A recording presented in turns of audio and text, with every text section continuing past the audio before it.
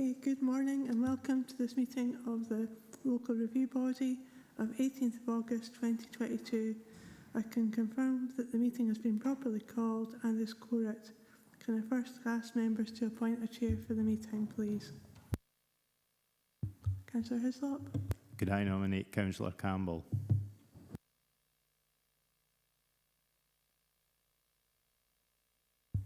Councillor Campbell. Happy to second. Thanks, Ivor. I was actually going to nominate you, but you got in there first. Yeah, that's fine. Happy to be chair. Okay, do you want me just to carry on, Claire? Please. Thank you. Good morning, members, and welcome to the meeting of the Local Review Body. This meeting is being live streamed and recorded, and the recording will be made available on the council website for public listening. Remote participants, please follow the good practice guidance, which includes muting microphones and switching off your video when you're not addressing the meeting. Write and speak in the Teams chat function when you want to contribute. No material should be posted in the chat function if it is intended as part of the discussion. The usual standing orders apply, including any votes will be undertaken by roll call. All members should speak clearly and directly into the microphone when making contributions, and when referring to reports, please provide the reference to the relevant pages and paragraphs to allow everyone to follow. So if we move on, Claire, can you provide the sediment and apologies, please? And I confirm my agreement to participation for those members recorded as participating remotely. Claire, if you can give the sediment apologies, please. Okay, thank you, Chair. I've got no apologies provided this morning. There's currently 2 members not present, being Councillors Hill and Walters. We've got yourself, Councillor Beretti, Councillor Marshall and Councillor Wood all present on Teams, Councillor Hislop present in the Council Hall. Thanks very much, Claire. We'll move on to declarations of interest. Do any members have any declarations they wish to make?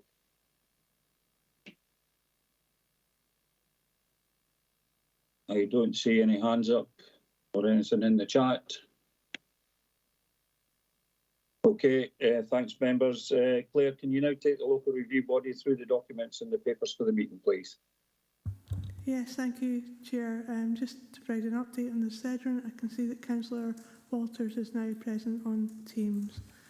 So I can confirm we have 3 notices of review for consideration at this meeting. In relation to items 4 and 6, members will have received a fully unredacted version of confidential documents submitted by the applicants for item 4, pages 99 to 107, and item 6, pages 277 to 285, that were before the appointed officer were considering the applications. Should members wish to discuss these documents at the meeting today, my advice is that consideration should be given to adopt a resolution to exclude the public from the meeting in terms of section 50A4 and paragraph 3 of Part 1 of Schedule 7A of the Local Government Scotland Act 1973. So your first item then, item 4, Meada, Borland, Lockerbie, refusal of planning permission for siting of a static caravan and installation of septic tank and soakaway, formation of hard standing and erection of garden shed, retrospective 21/21/84 full. You've got the following papers in your documents: notices of review, report of handling, observation of the appointed officer and the applicant's agents, notice of review, planning application form, decision notice, relevant extracts of the local development plan, photos of the application site, and again those confidential documents. The grounds of refusal are: it has not been satisfactorily demonstrated that there is a genuine justified short-term need for permanent or temporary residential accommodation at this location. Accordingly, the proposal is contrary to the policy of the Council as stated in the Dumfries and Galloway Local Development Plan 2 policies H3 and H7 and associated supplementary guidance. Requested method of determination in this case is that it be dealt with on the basis of further written submissions on specific matters. Grounds stated in the notice of review or in summary, the applicant agent considers that planning officer has not understood that the applicant has no land at the home they lease from Annandale Estate, which means they have to travel to land at Meada Borland to look after their cattle. Furthermore, since taking ownership of the land, the applicants have worked hard to improve the land and their cattle to play an integral way in conservation grazing. As planning officer has not understood the applicants have no land at the house they lease, and other than a small paddock, it's felt we need to submit evidence that was fully not explained in the letter. Development plan policies, listed on page 33, being the LDP Development Plan 2, OP1, OP2, H3, H7, and supplementary guidance, design quality and placemaking, and housing in the countryside. The main issues for the LRB to consider are: does the proposal comply with the terms of the development plan? In particular, does the proposal meet the needs of LDP 2 policies H7, temporary residential development, and H3, housing in the countryside and associated supplementary guidance? Specifically, as the application form does not state that only temporary planning permission has been sought, has it been satisfactorily demonstrated that there is an essential need at this location to the permanent siting of a caravan under policy H3? Could such a structure be acceptable on a permanent basis? Similarly, has it been demonstrated that a genuine justified short need for temporary residential accommodation at this location under policy H7? Does the proposal accord with LDP policy OP2 and associated supplementary guidance? Specifically, does the policy have regard to the existing landscape form and character and respect the important physical and landscape features of the site and its vicinity, such that development would integrate well into the landscape setting or contribute positively to the existing built and natural environment? Would any adverse visual impact be acceptable for a temporary period, if not a permanent period? If it is not considered that the proposal accords with the terms of the development plan, are there a set of material considerations of sufficient weight to justify a departure from the terms of the development plan? If so, what reasons would members give for such a decision if it were considered that the proposal departs from the terms of the development plan?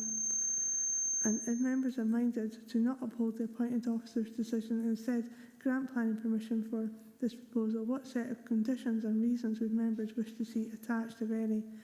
And if members are instead minded to vary the terms of the appointed officer's decision, what changes to the specific reasoning for the decision would be required? So, having outlined the documents within the papers, it falls to the LRB to determine they have sufficient information to consider the review. It's confirmed there are no representations from any party will be heard today. The LRB have the following options. You decide you have sufficient information for you to enable you to determine the review today. Request further information in the form of written representations. The LRB would be required to state precisely the information it was seeking and who would provide it. Resolve to hold a hearing, again specifying who would be invited to speak and on what matters. Resolve to hold a site visit accompanied or unaccompanied. This can be done in conjunction with any of the above, but would obviously now not allow a decision to be made today. And if the LRB resolves it has sufficient information and that no further procedure is required, then the LRB has the full powers to uphold, reverse or vary a determination. The decision notice would include a statement of the terms in which the planning authority has decided the case reviewed. So you have an independent planning advisor present at your meeting in relation to this case. It's confirmed that he had not had any involvement in this case, and it's not the case officer or the appointed officer for this application. So you're purely to provide independent advice on matters of planning, policy, law or process to the local review body. You also have a solicitor present today who will act independently if the LRB require any specific advice on matters of law. So if members are clear, no further clarification is required. I'll ask the Chair now to lead the debate and in the first instance to lead the LRB through the agenda papers together and decide if you have sufficient information for you to make a determination today. Excuse me. Thanks very much, Claire.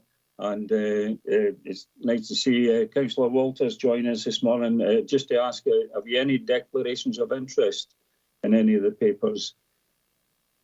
I'll take silence as a no. Thank you. Just one point before we move on to go through the papers, Claire. Obviously, we've got the two exempt items 4 and 6. Because we're excluding the public, do we have to knock anybody out of the Teams meeting? I don't think we do. So would it be just a case of switching off the recording at your end so that we can debate these, in private? It would just be a matter of stopping the live stream, and it's only if you get into the detail of the exempt matters in relation to those documents. There's nothing else that would make those matters exempt. Thanks very much. So I'm just wondering whether we should just do that at the end of going through the actual papers of item 4. I don't know if members are happy or content with that. Or do you want to actually go through the exempt papers now before we go through the rest of the papers? So I'm in your hands, members. Probably easier going through the original papers first.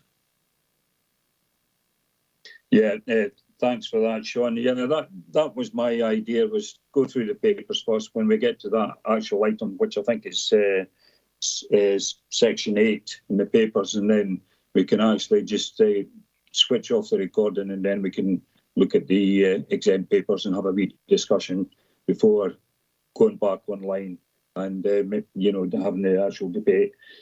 The only other thing, Claire, is the exempt papers. Obviously, if we have that discussion in private,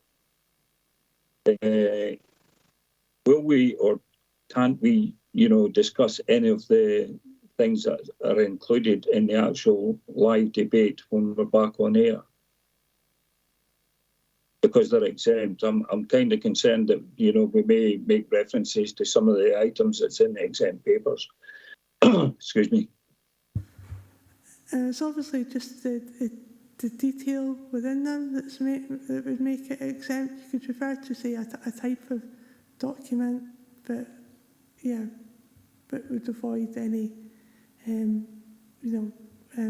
confidential information about that document. Yeah, I just don't want members falling foul of making references to any of the items in the exempt papers if it is exempt for a reason. Yeah, thanks for that, Claire. So, members, if we're content with that, we will now go through the main papers. Everybody should have them. Oh, I'll tell you what we'll do is, rather than going through each of the sections, I may actually ask us, I think it's Andrew Robertson that's here as a planning advisor. He might want to take us through a presentation, because that way we can actually see the photographs, etc. I know it's not until item 7 on the agenda, which is pages 95, 97. But if members are content with that, we can maybe get Andrew to take us through that presentation, and then we can go through all the other sections 1 to 8 after that. Members content with that? Yes. Yeah, well, I'd be happy with that. Yeah, thanks very much, members. So, Andrew, good to see you this morning. So would you like to take us through the presentation, please? Yes, morning, Chair. I'm acting as IPA for all 3 items today for you. So I'll take you through the slides for the first item. So the review that's in front of you today is for the retrospective siting of a static caravan and installation of septic tank and soakaway and formation of hard standing and erection of a garden shed. And the site itself is situated in the countryside between Borland and Eskdale Muir, surrounded by forestry. And the site itself is actually accessed from the leading off the B723 main road between Borland and Eskdale Muir, and it's accessed via a private road that serves the small building group of Twigleys, and the site itself is situated to the southeast of there. So if you move on to the next slide, This is a photograph of you can see beyond the car, that's the private road that actually leads back to Twigley's and the main road. The site itself is on the left-hand side of the photograph there. You can see the access gates that have been formed. Moving on to the next slide. This is looking towards the site from the private road, so you can see the static caravan that's been sited, and to the left-hand side of the photograph is the garden shed, and the site is accessed by a hard standing from the private road that you saw in the previous slide.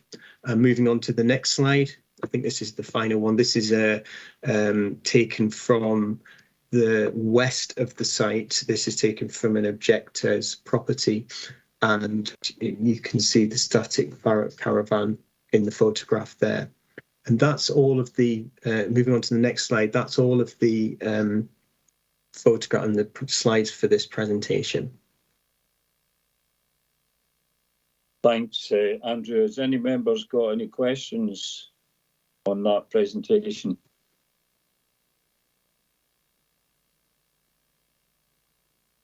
I see somebody's coming in. Councillor Beretti. Thank you, Councillor. Chair. There are only 3 photographs, but there isn't a photo. What I'm looking at is there isn't a photograph to show line of sight to the next buildings and what can actually not be seen or be seen. So yes, it's fine to have an objector's photograph that shows the caravan, but from the actual caravan, what can you see and line of sight? Because some of the papers talk about the visual aspect that objectors can see. Thank you, Chair. Thanks, Councillor Beretti. Andrew, can you help Councillor Beretti? Yeah, so I think it might be worth the photographs that have been prepared are just what's in the papers that have been put before you. So it might help if you actually refer to a site plan, and you might be able to see, now that is in document, it's 22. And this will show. Is that the one that's on page 71, Andrew? It might be. I haven't got the page numbers with the documents to hand in front of me. But there is a location plan and site plan. If members refer to, it's in section 4 and it's page 71. You can see the location plan, and I think that's a farm just further along the road there. Is that correct, Andrew? Yes. So if you've got that location plan to hand, what that photograph was showing is that final photograph is actually facing towards back towards Twigley. So where the main, yes, if you go back to that slide, the previous one. No, slide 3. Yes, so that's actually the west elevation. If you look at that photograph in comparison to the location plan, that's actually the west elevation of the static caravan. That is facing back towards the dwellings that are situated within Twigley's. Okay, does that help, Councillor Beretti? I'm getting there, Chair. I'm assuming our colleague is referring to page 95, page 69 and page 71. Would that be right?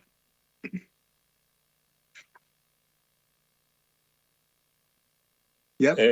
The photograph that we can see at the moment is on page 97 in the documents. Right. No. What I'm thinking of, Chair. Yeah. What I'm thinking of, Chair, is the photograph on page 95, which has the car and the gate and the track, which I'm assuming leads back to it would be going back towards the main road or the main mode of transport, which is the B723. Is that correct? That's yeah, that photograph. Yeah. Yeah, going back to my point, on page 69, which is a photocopy of the Land Ranger Ordnance Survey with plantations surrounding this location.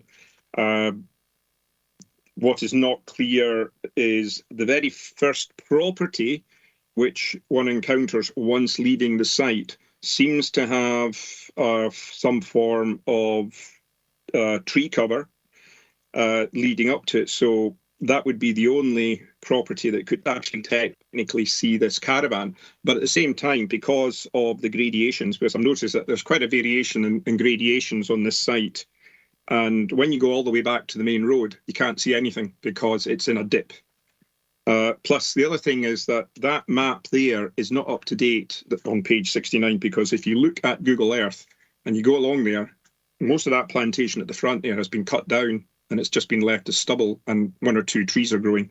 So, you know, this area here probably is in a state of flux. It's going to be cut down by the forestry at some point, and what you can and cannot see will change.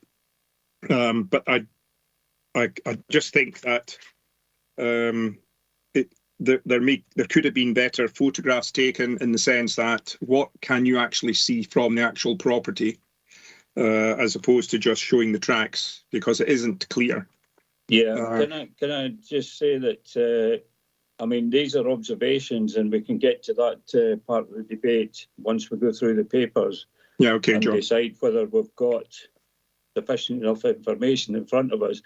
At the moment, I'm just asking, has anybody got any questions on the presentation that Andrew has just given us at the moment? Yeah. So if you've got any further observations that you wish to make, we can go into debate further along the discussion once we've covered all the sections of the papers, if that's okay. So I see there was Councillor Wood. Sorry, Councillor Wood, you wish to speak? Questions, mind? Not observations. Right. The question, John, that I would like to ask is, in one of the photographs it shows the double gates, which is the entrance. Can we get clarification? Are those the gates that are in dispute insofar as they may not be proper access, or they may not have the right to go through those gates? I'm not sure if we could cover that point, but I'll ask Andrew if he could help out in that. The only thing I can advise there is that photograph are the gates, from my understanding. They are the gates that are serving the caravan. In terms of rights of access, that's not really a material planning consideration, so I can't answer that question as to who's got whatever rights over that piece of land. But what I can advise is that that is the gates that are serving the application site. Right, no, that's fine. It's just that in the papers it does make mention of there is a dispute over access, but I'm assuming that those are the gates that's they're referring to. Thank you. Yeah, thanks, Councillor Wood. Just to remind members, we're not here to determine a planning application. That's already been determined. We are all here to look at the appeal.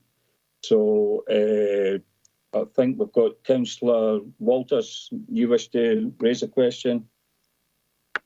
Yeah, Chair. I think you've just answered my question, actually. Because is the process? I'm new to this.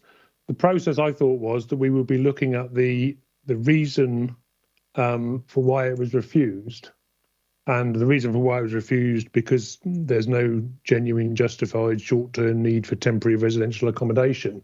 So all the other issues about what it looks like and the access, I thought that had already been resolved in the original planning application, and we were just reviewing the process as to whether is that correct, or did I miss that bit? No, your understanding is exactly the same as mine. I see Laura wishes to come in.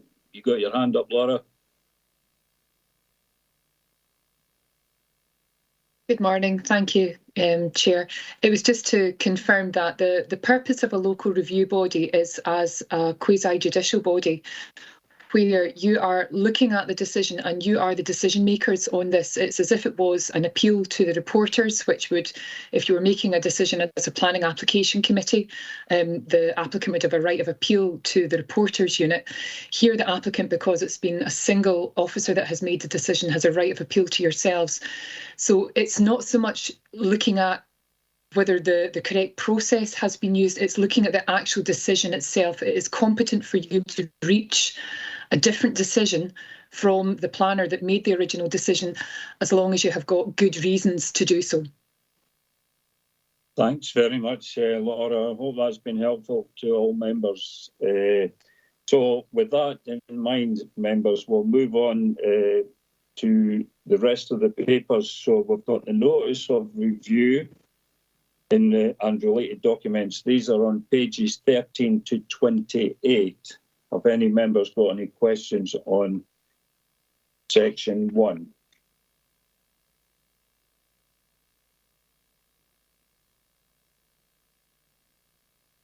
Don't see anybody with hands up or speak in the chat, so we'll move to section 2, which is the report on handling and related correspondence, pages 31 to 49. Anyone got any questions on that?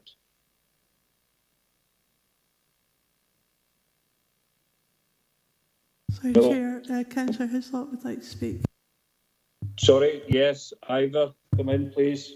Thank you, Chair. It's with regard to the comments made about the Drive Vet letter, that in the letter he states non-productive cattle could survive with being viewed once a day. These are, and that's been the determining factor in some of the reasons behind no necessary need for a temporary caravan. Now, these are productive cattle because they're cows and they're expecting calves. So does that change the status of that comment? And was the officer aware of that at the time? Thanks, Ivor. What page were you referring to so that members can follow? Just trying to remember where I saw it.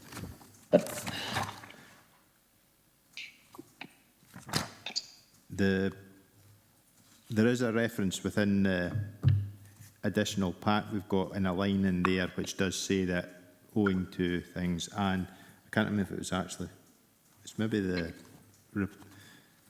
next part, but there was reference that the vet had said you could actually not, get by with one view a day for non-productive, but these are productive animals at this stage. Thanks, Ivor. Andrew, I wonder if you can maybe help on that particular point that Councillor Hislop has made. Yes, Chair. I think I recall seeing the same thing. I think it might have been in the initial supporting information that was submitted by with the application. Is it the comment that states, and this is from Drive Vets Limited, the date of the letter, the 22nd of October. I just need to see what document it is. But the comment says, it is acceptable but not ideal for non-productive cattle to be checked once daily. However, this herd now contains pregnant cows. Was that the quote that you were thinking of, Councillor Hislop? Yes, that's the quote that I was thinking of. It's in the letter that was initially submitted with the application. I'm just going to try and find the correct document number. Sorry, Chair, there's a reference at page 34, 4.4 of the papers, 4.4 on that page. Thanks, Claire. Chair, it also shows it on page 31, 1.3.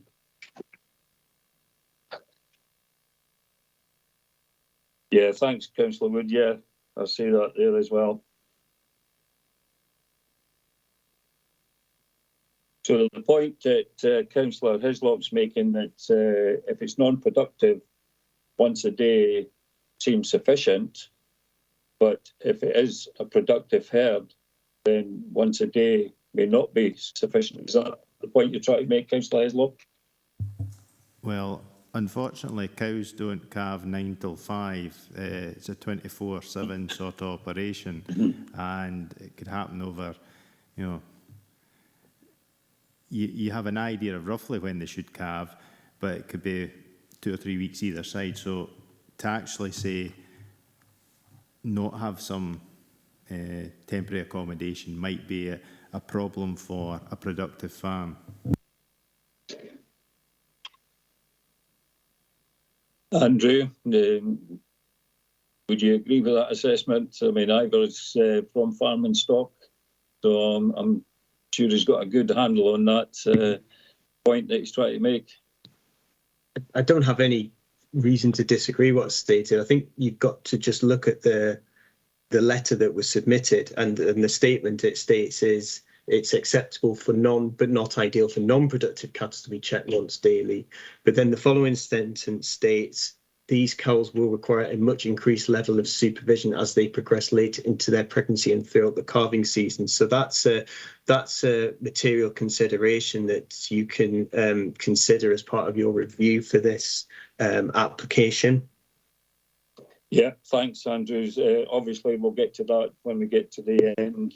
We'll probably pick that up again. That's okay with Councillor Hislop. I see Councillor Beretti want to come in. And Andrew Wood. Yeah, thanks, Chair. It's in the exempt packet. It's the Dumfries Vets Limited that talk about the... Can I just stop you there just a minute? Yep. Because we're going to discuss the exempt pack at the end. We have to exclude the members of the public. Right. No. When we talk about anything in the exempt pack. Yeah. So we'll just... No, we'll pick that one up, Tony, if that's okay with you. Yeah, but what I was going to say is that there are within the pages that have been mentioned reference to that, but the question that I was going to say is just that it's going a bit fast because there was issues as to exactly how many hectares was actually involved and how many cows were involved, because as Ivor and Andrew would know, that stock can change during the season, and you might add or subtract depending on what you're wanting to do. And yes, it's does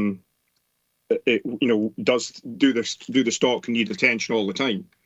And that to me was where I think Ivor and Andrew were hinting. Yeah, again, a lot of observations here at the moment, but if we can try and keep to each section and any questions that members wish to be clarified, that would be helpful. We'll get through the pages, and once we get to the end, and then all the points can be made at that point. That's okay, remember. So we'll move on. Andrew Wood.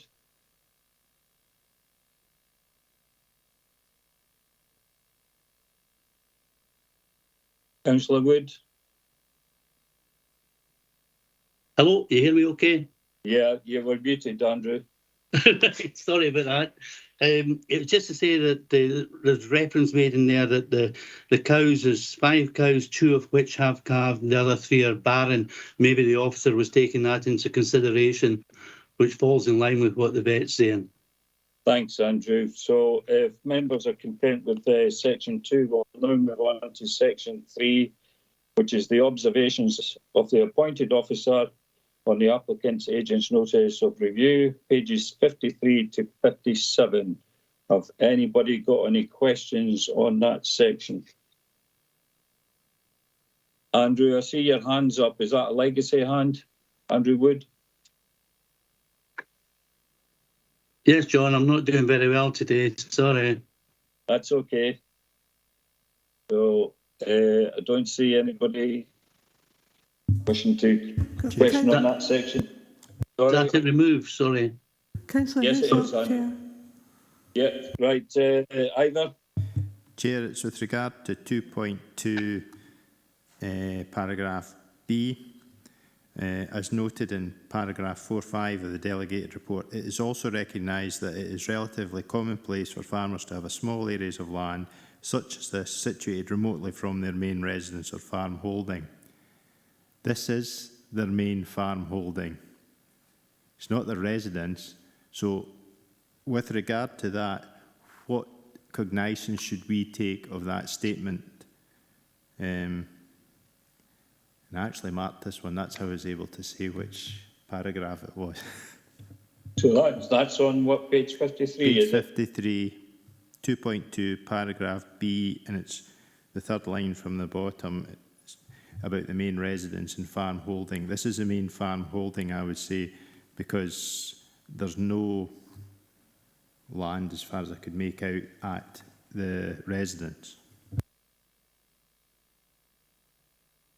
Okay, I wonder who can help out with Councillor Hislop's point. Andrew, possibly? Yeah, I'm just I'm trying to, because of the documents, obviously we've got some documents in the background that are for discussion in this session when we're excluding the public from listening to this. So I don't want to say anything but it's my understanding that the applicant lives elsewhere at the minute. That's my understanding.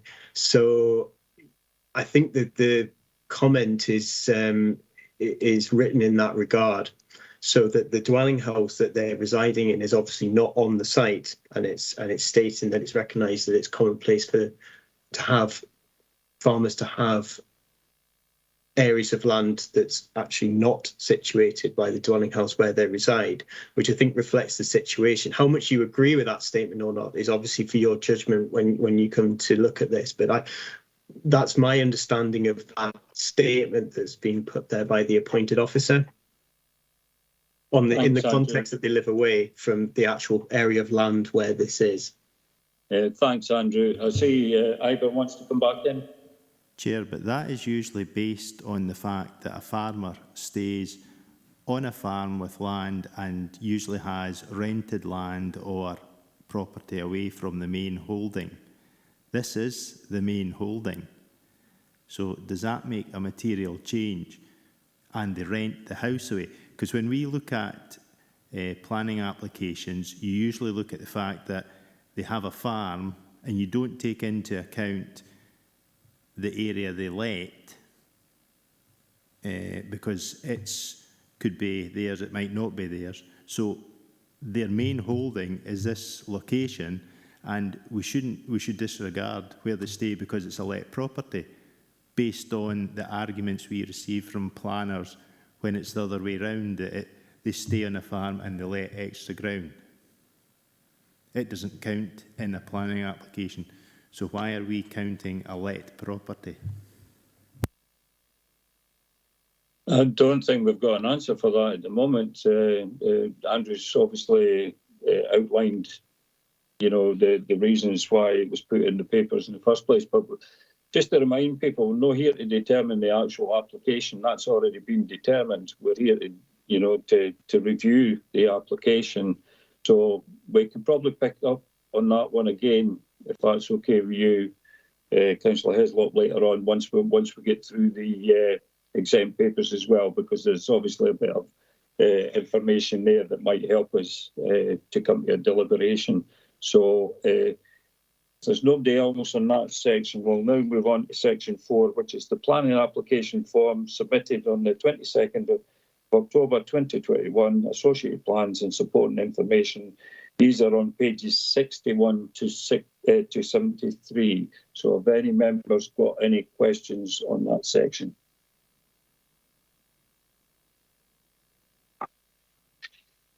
Don't see anybody coming in. We'll move on to section 5, which is the decision notice from Dumfries and Galloway Council dated 31st of January 2022. These are on pages 77 to 83. Any questions on that section?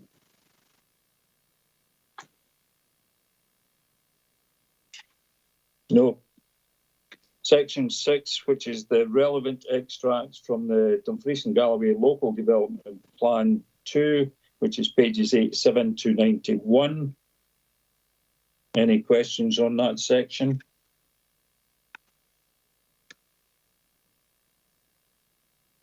No. Okay, and Section 7, obviously, we had the presentation from Andrew with the photos of the application site. We've already raised questions. So if we go to Section 8, which is the confidential document submitted by the applicant and circulated to members, pages 101 to 107. So we would need to exempt the public. So this is to exclude the public from the meeting in terms of Section 50A, brackets 4 and paragraph 3 of Part 1 of Schedule 7A of the Local Government, brackets Scotland Act 1973. Are we happy to do? I see Andrew. Andrew, would you got your hand up? Sorry, John, you're off like a hare out of trap there. It was to go back, if you don't mind, to page 88, and it's with regards to sustainability. It's page 80, yeah. 88F, sustainability. And I think it's really referring to an element of it to what Councillor Hislop was talking about the main farm. I haven't seen anything in the papers that suggest it's a viable unit. Can somebody clarify that for me, please? I'll try and get somebody to clarify that. I'll start with Andrew first of all. Andrew Robertson. Yeah. I haven't seen any information that sets out like a business case of what the current farm holding is in terms of sort of numbers of cows, that sort of thing, which we would commonly see when we receive applications for new dwelling houses in the countryside, where you would normally have effectively like an agricultural justification. So the only justification I've seen is what's in your papers, but I haven't seen that level of information yet in terms of setting out what the business is of the farm, in terms of how many units how many cow units it's got, and that sort of information. Thank you, John. And Andrew, that's helpful, because that was worrying me somewhat, and I thought I'd maybe missed it or that, but no, that's grand. Thank you. Yeah. Thanks very much. I've just seen in the chat that Councillor Hill has joined the meeting via Teams, so morning and welcome. I may ask you, have you any declarations of interest before we go any further? No, I don't. No, Okay. I don't. Sorry, I'm late. I just couldn't get in on any device. I've had to come in on my phone. It happens. Technology is wonderful when it works. So thanks for joining us anyway. No bother. Councillor Beretti, you wish to speak?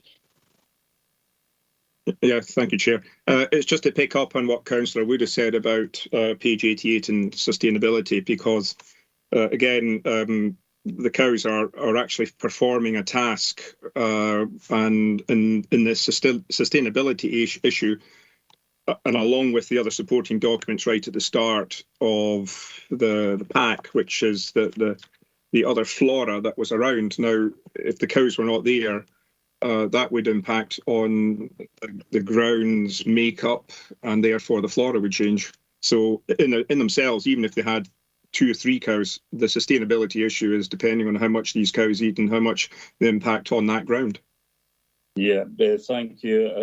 I take it that's another observation as opposed to a question. So, yeah, we'll move on to section 8, which is the exempt papers.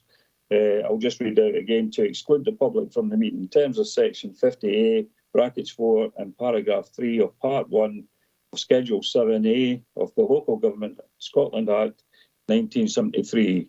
Are we happy to exclude the public? Well, maybe not happy, but are we content to exclude the public? I take it silence is an agreement. So if I ask Claire, could you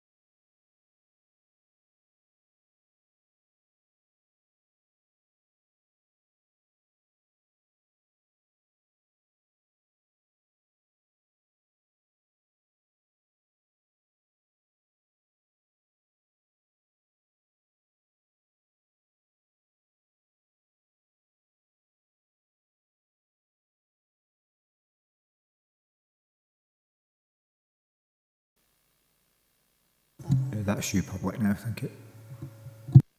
Thanks very much. Okay, members, we've been through all the papers. I suppose the first question to ask is, have we got sufficient enough information before us to determine the appeal application? Intent. We've got sufficient enough information. I don't see anybody wanting to come in. So I'm in your hands, members. Obviously, the options open to us is to uphold the appeal.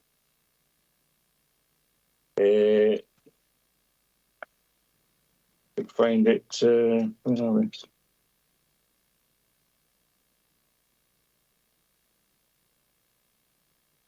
Right, I've kind of lost my place here, Claire. Can you just go through the options for members again, or at least point me in the right direction, Claire? Yes, thank you, Chair. It was towards the end of what I read out at the start of the item. We obviously have. I've got it now. Yeah, you have sufficient information. The local review body has the full powers to uphold, reverse, or vary a determination. Thanks very much, Claire. Yeah, I've got the bullet points here. So, members, I'm in your hands.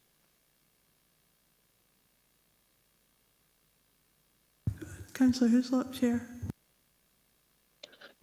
Councillor Hislop. Chair, I'm sympathetic to the fact that I think there is a need for a temporary residence here during times when the animals are calving, etc. However, I don't think the static caravan sits well in the landscape. So I think I'm more down the mind of, if an appropriate, maybe I'm kind of old-fashioned, but I would have said something like a wee log cabin style property had been put in there where it was a button bin that they could, you know, have their toilets, kitchen, a bed if they need something overnight if they're staying there. But I think this static caravan starts to look more like a permanent residence and a forerun to a house, which might come back as a small log cabin style thing. But I don't think this option is right. And if we were to agree today to allow this to be a temporary residence, is that on a permanent basis of it's there, but they can only stay there 364 days a year or something?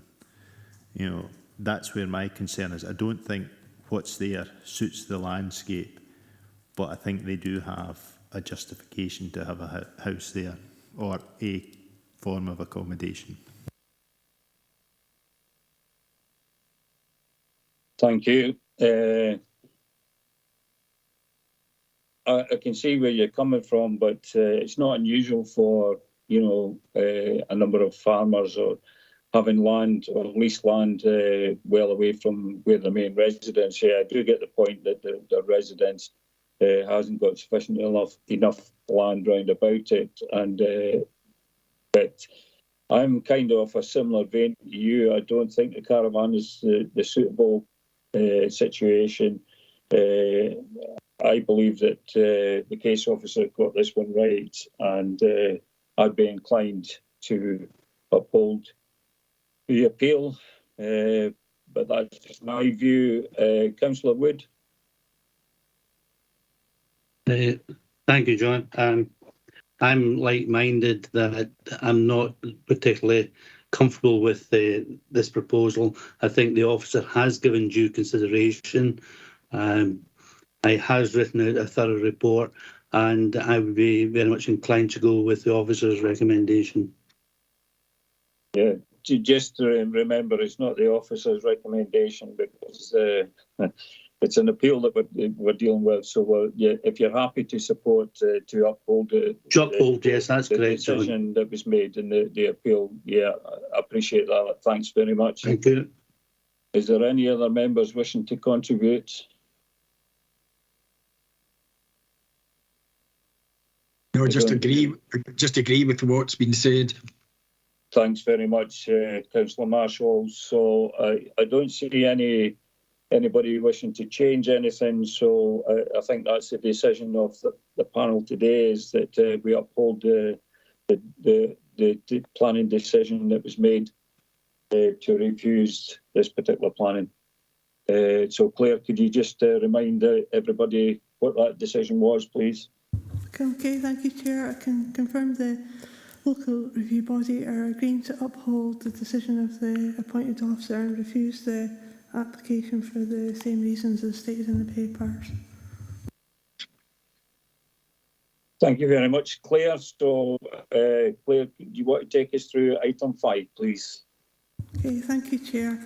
Item 5, 97 The Hawthorns, Annan Road, Gretna, refusal of planning permission for alterations, erection of extensions, installations of roof-mounted solar panels and change of use of domestic outbuilding to foreign dwelling house 21/24/28 SUL. You have the usual documents in your papers, being notice of review, report and handling, observations of the appointed officer, comments of the applicant, the planning application form, decision notice, relevant extracts from LDP2, photos of the application site and locality. The grounds of refusal are the proposed dwelling house is not in keeping with the density, appearance and pattern of development of the surrounding area. As such, the proposal is considered to be contrary to terms of the recent Galloway Council Local Development Plan 2 Policy OP2 Design Quality of New Development and Associated Supplementary Planning Guidance. The location and size of the application site would mean that the proposed dwelling house and garden would have an unacceptably low level of privacy and amenity due to being within close proximity to other residential properties. And 97 The Hawthorns and 99 The Hawthorns in particular, it is considered that the proposed dwelling house would have a negative impact on both neighbouring dwellings and future residents in terms of privacy, sunlight and daylight.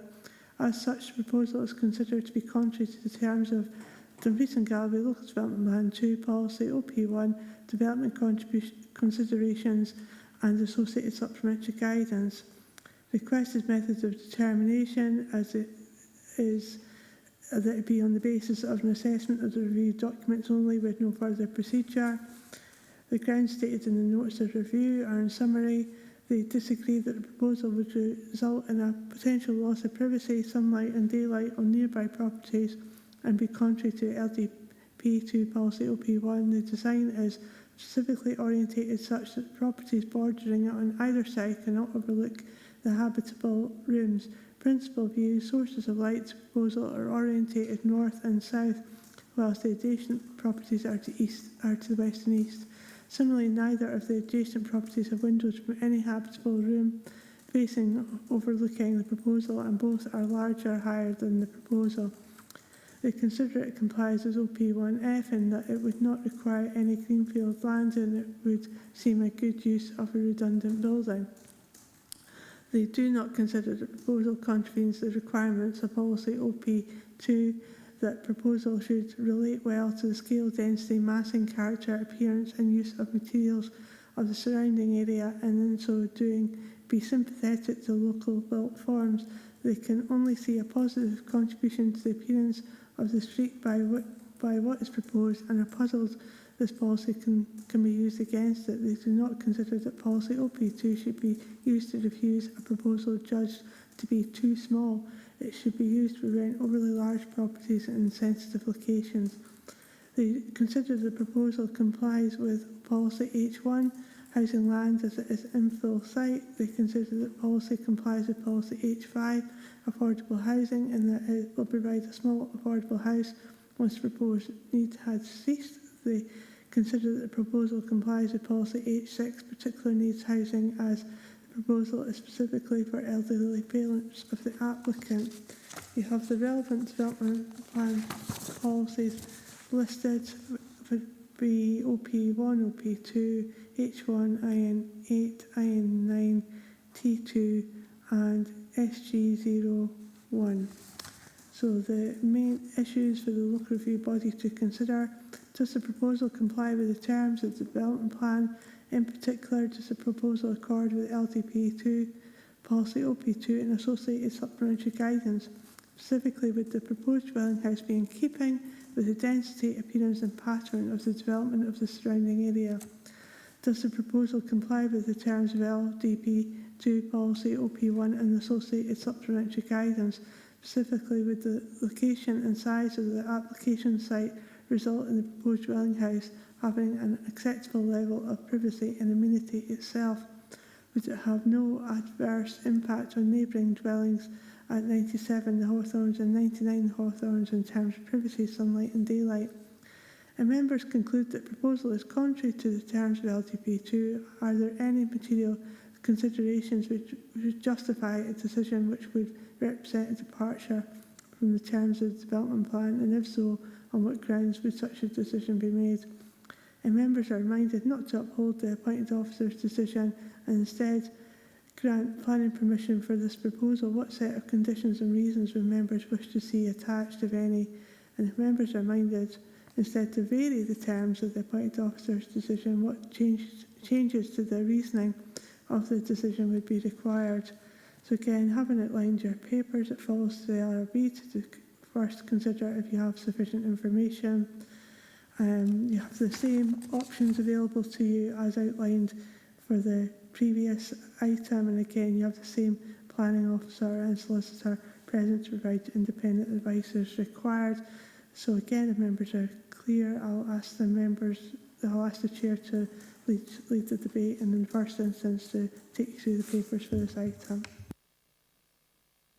Thank you very much, Claire. So, Andrew, would you like to give us a presentation, please? Yes, Chair. Okay, so this application is for the erection. It comprises the alterations and extensions to an existing domestic outbuilding situated within the curtilage of number 97, the Hawthorns, to form a dwelling house. So, moving on to the first slide. This shows the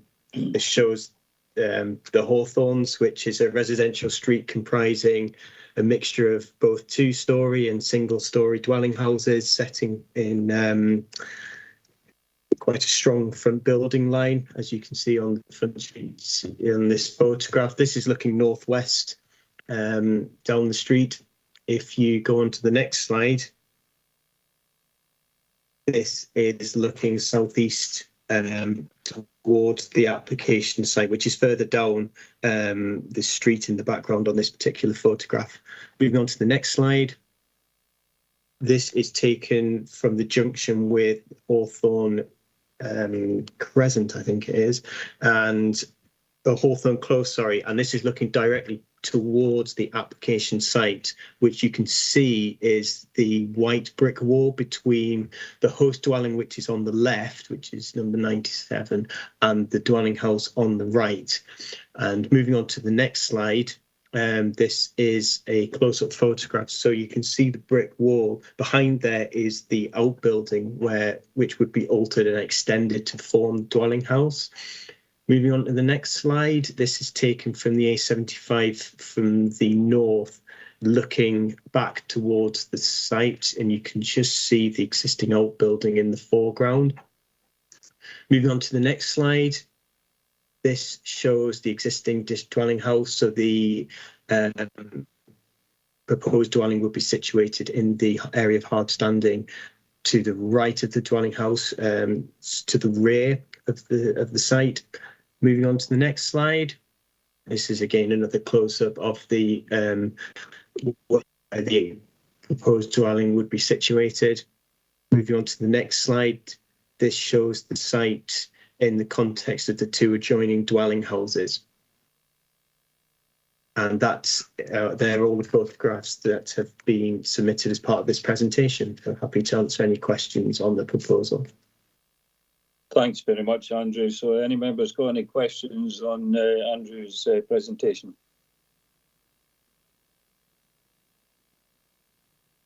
Don't see anybody coming in. Okay, members, we'll go through the papers again as we did before. So section 1, which is the notice of review and related documents. These are on pages 113. It says here 113 to 110. That can't be right. Is that a misprint, Claire?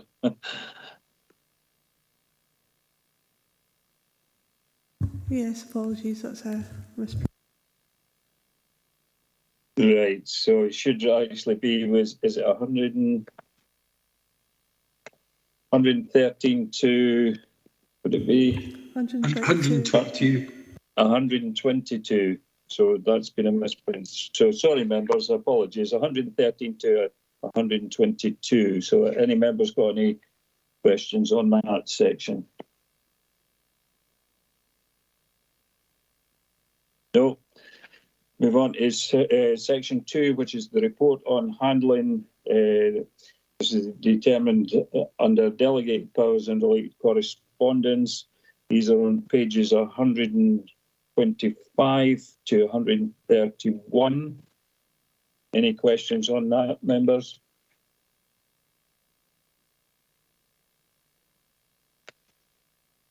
No.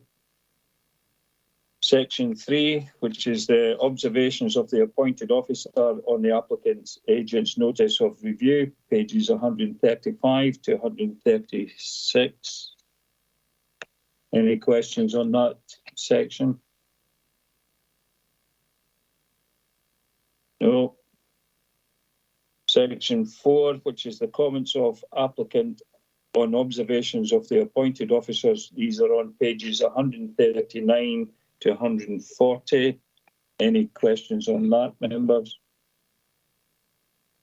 Has that somebody got their hand up? Sorry, Councillor Waters, I missed your hand. What was that's right. No, it's just a couple of a question on page 135. Yeah. The response. Where and it's 1.1. And I think it's the officer saying it would the siting would inherently set it at odds with the adjacent dwelling houses in terms of the level of privacy which can be reasonably expected within rear gardens. Is that sort of laid down then? Because when you look at the map, which I think we'll come to, the siting of that proposed new building is in the same proportion as quite a few of the bungalows around. I didn't quite understand. Is there a guideline for what the privacy of the next door neighbour presumably is meant to be in terms of actual distance? Yeah, thanks. I'll get Andrew to pop in and try and answer your question. Andrew? Yeah. Yes, Chair.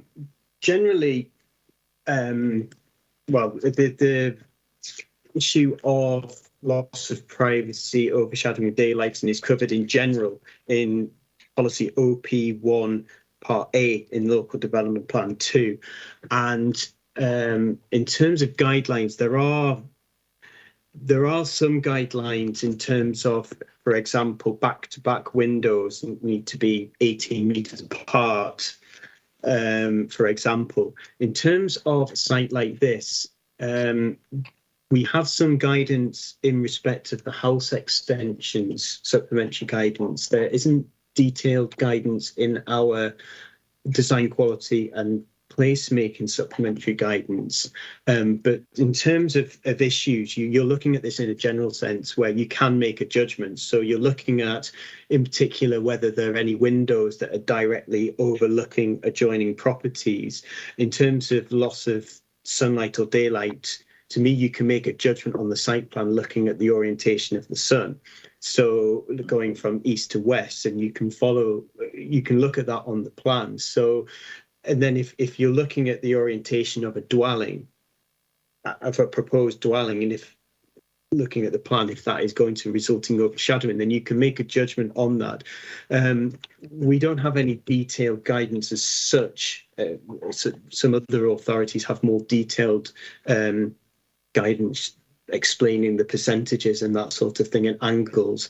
We haven't got that in this case, but you can make a judgment based on the plan that's in front of you, and that's something that I can probably help you with more when you come to actually make a judgment on this particular issue, when you actually consider the merits of the case. Thanks, Andrew. I hope that's been helpful, Keith. Like that's Andrew great. Says, thank you. He's there to give us advice later on as well. So if you want to get, further information about that, we can do so. So that was section 4, wasn't it? Comments of the applicant and observations. Now move on to section 5, which is the planning application form submitted on the 7th of December 2021. These are on pages 143 to 160. Any questions on that? No. Section 6, decision notice from Dumfries and Galloway Council, dated 25th of March, pages 163 to 167. Any questions? No.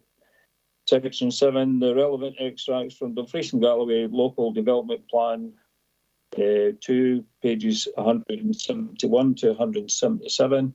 Any questions on that?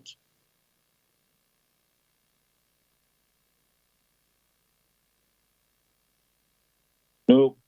And section 8, which was the presentation that Andrew gave us, we've already covered that. So, again, members, in your hands, anybody want to make any comments, observations? I don't know if you, Keith, wanted further information that maybe Andrew could help to assist on what you were trying to say earlier on.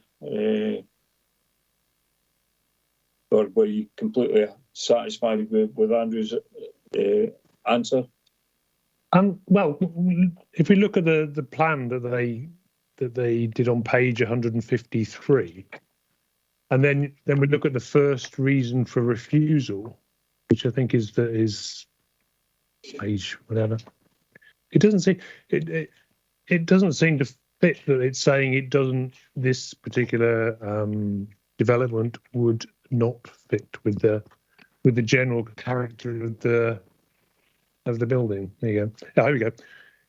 So the first refusal says it's not in keeping with the density, appearance, and pattern of development of the surrounding area.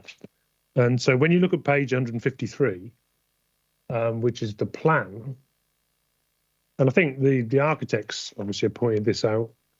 When you look at the plan there and you see the development, the proposed development in red, when you look at the other houses around the corner, at Hawthorne Close and various other bits, they are very similar in scale and development, and it seems a bit.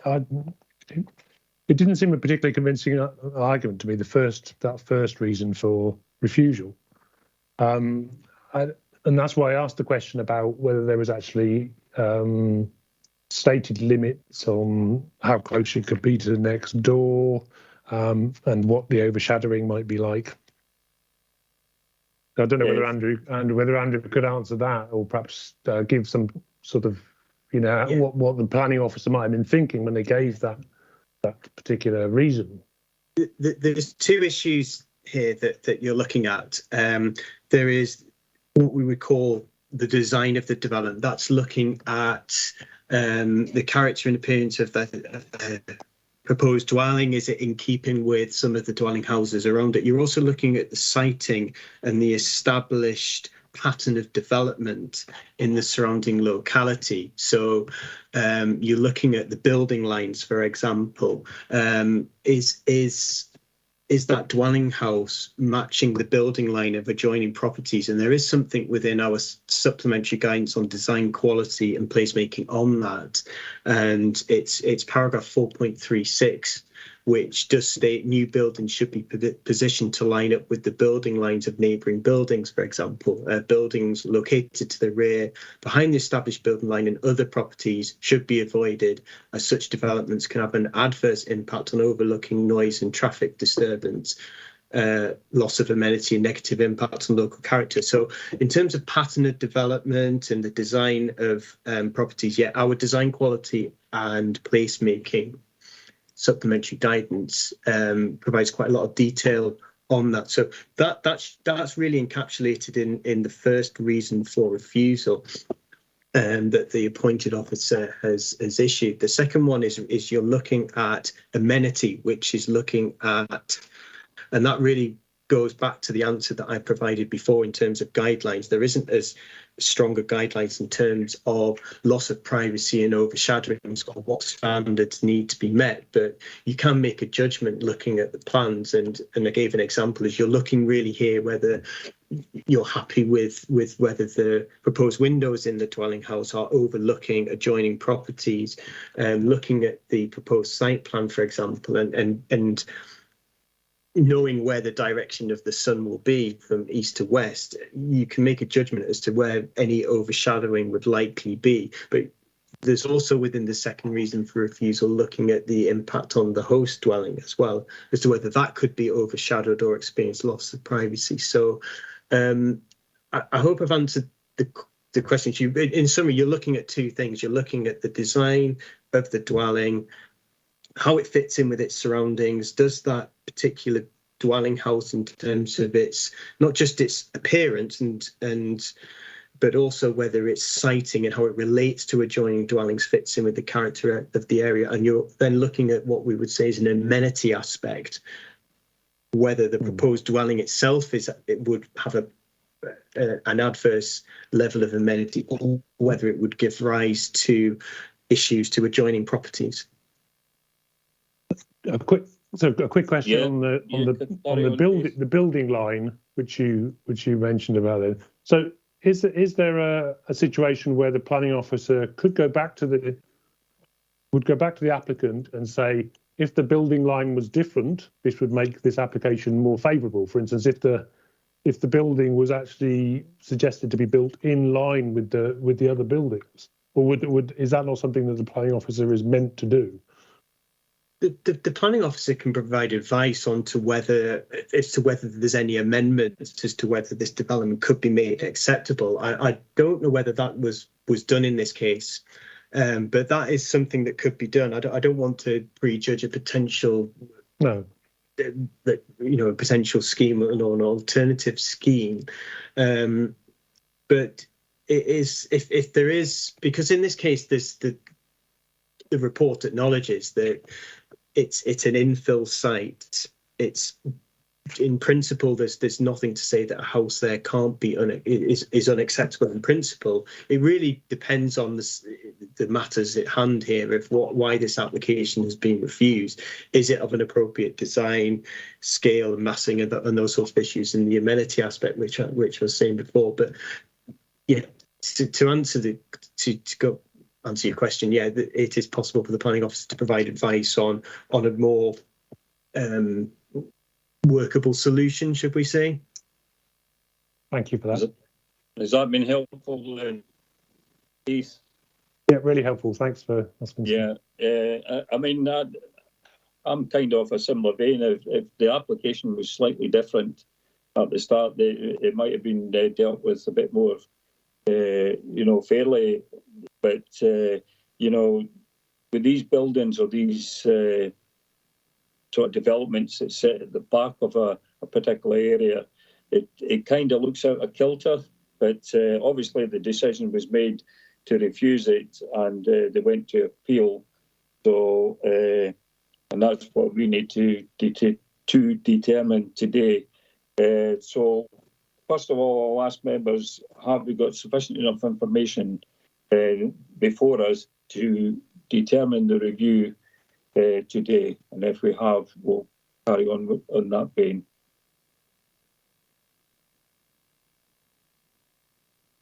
Take silence as acceptance that we do have sufficient enough information. So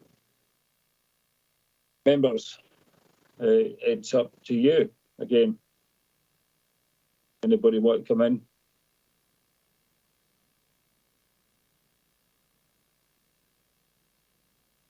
Councillor Beretti. Thank you, Chair. It was an observation. I was wanting to speak a wee bit earlier, and our last speaker highlighted some of the issues or some of the things that I was looking at. An observation, in that housing estate there are 5 different brick styles. There isn't one. There's an awful lot of different brick styles, and the brick style that they're using on this so-called plan, to me, doesn't look out of place with any of the others, because they're not all the same.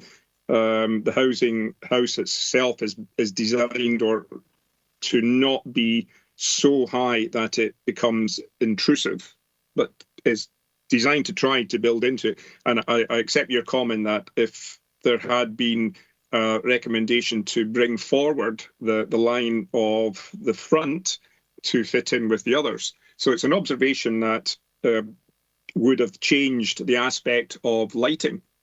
And looking at page 183, where you've got the street view image from the A75, and trying to imagine the building that would replace that current building, I don't, from my point of view or my observation, it doesn't look, if it would make it any worse, it would possibly even make it look slightly better, the line. And I don't see that the loss of light is going to have, it's not going to have a great impact. Sorry, Chair, is that it? Well, it's up to you. I mean, obviously these are observations, but I mean, we're not here to determine the application that's already been done. I mean, it's up to the applicant. I mean, if we uphold the appeal today in favour of the refusal of that planning application, it's up to them to come back with a further application to bring it back in line with the other properties, I would suggest. But again, we're not here to speculate on that. What we have to decide is the proposed dwelling house in keeping with the density, appearance and the pattern of development of the surrounding area. And clearly, in my view, this is only my view, but others can chip in if they want to, I don't think it does. And I think maybe Councillor Walters, but can speak for himself, already suggested that if the property was further forward and keeping with the line of building site, they possibly could have, been more favourable. So we have to decide is the actual development itself in keeping with the density and appearance. And in my view, this particular application didn't. So I think the officer's got it right, and we should uphold the appeal, but that's just my view. So I'm open to other members' views.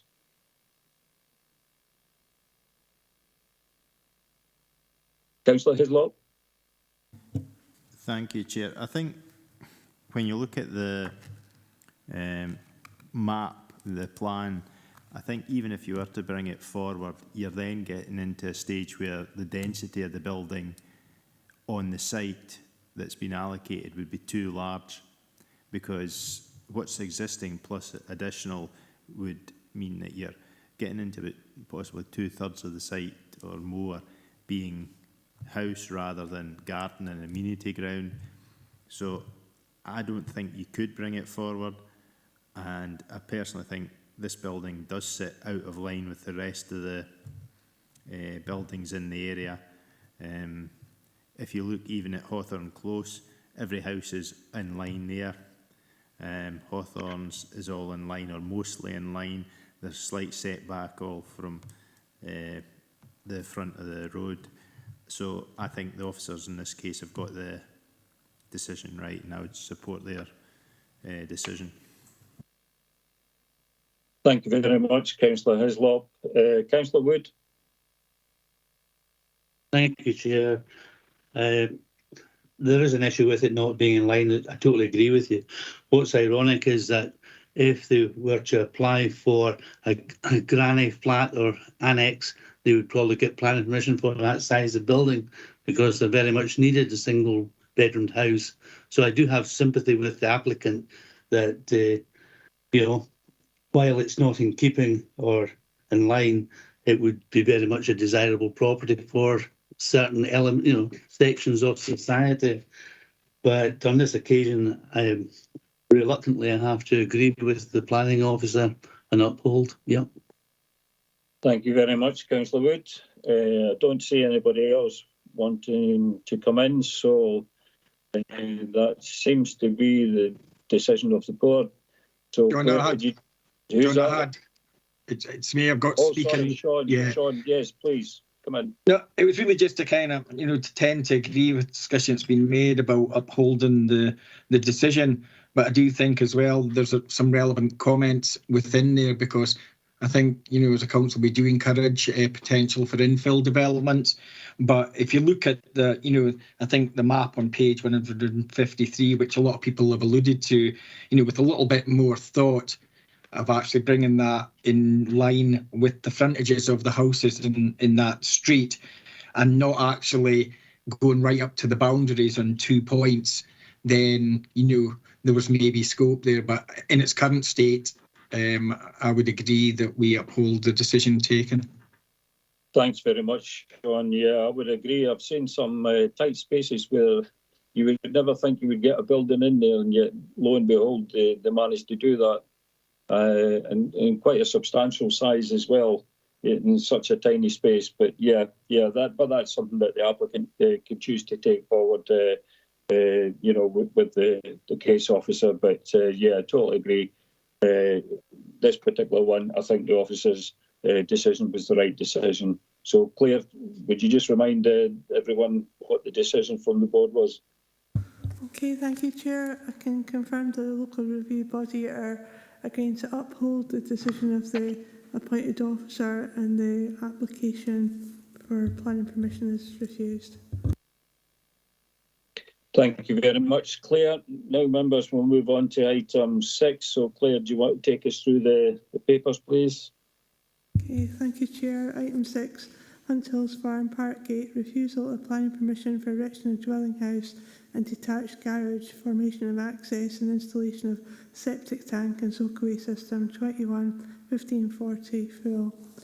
Again, you have the usual documents in your papers: notice of review, report and handling, observation of the appointed officer, application form, decision notice, relevant extracts from LDP2, photos of application site, again the confidential documents that were mentioned at the start of the meeting. The grounds of refusal are the proposed development fails to meet the criteria in Dumfries and Galloway Council Local Development Plan 2 Policy H3 Housing in the Countryside and associated supplementary guidance, which only permits the erection of a new dwelling house in the countryside as a house for a retiring farmer if the proposed dwelling house is in an acceptable location within the land holding, normally a short walking distance from the farm hub. The proposed dwelling house, some 200 metres distance, would be physically and visually separate from the farm hub, contrary to this policy, where it is considered that other more appropriate development opportunities exist within the farm holding. The proposed site for the dwelling house fails to meet with the Dumfries and Galloway Local Development Plan 2 Policy OP2 Design Quality and Placemaking and associated supplementary guidance, and that it does not have regard to the existing landscape form and character, does not respect the important physical and landscape features of the site and its vicinity, such that the development would not integrate well into the landscape setting or contribute positively to the existing built and natural environment.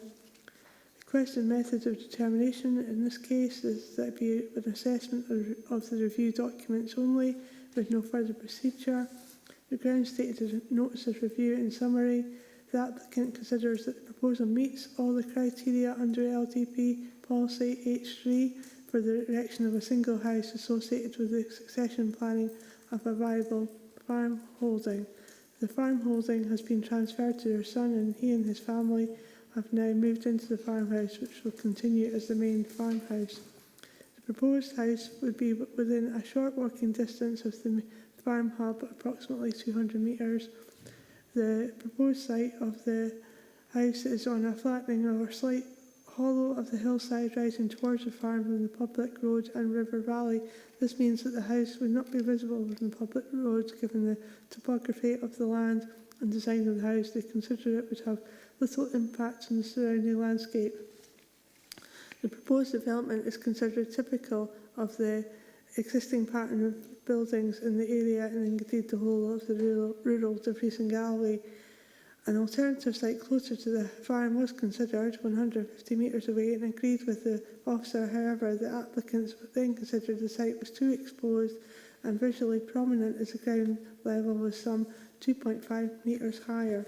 The applicants are now renting a property some 4 miles away from the farm and are travelling to and from the farm daily to work there.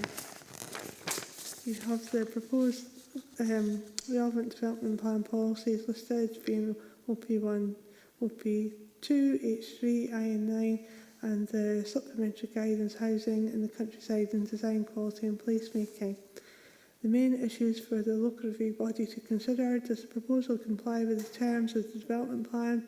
In particular, does the proposal accord with LDP2 policy H3 and associated supplementary guidance? Specifically, does the distance between the farm and the proposed house, some 200 metres, result in it being physically and visually separate from the farm hub, where it's considered that other more appropriate development opportunities exist within the farm holding? Does the proposal accord with LDP2 policy OP2 and associated supplementary guidance? Specifically, does the proposed dwelling house have regard to the existing landscape form and character and respect the important physical and landscape features of the site and its vicinity, such that the development would integrate well into the landscape setting or contribute positively to the existing built and natural environment? And members conclude that the proposal is contrary to the terms of LDP2. Are there any other material considerations which would justify a decision which would represent a departure from the terms of the development plan? And if so, on what grounds would such a decision be made?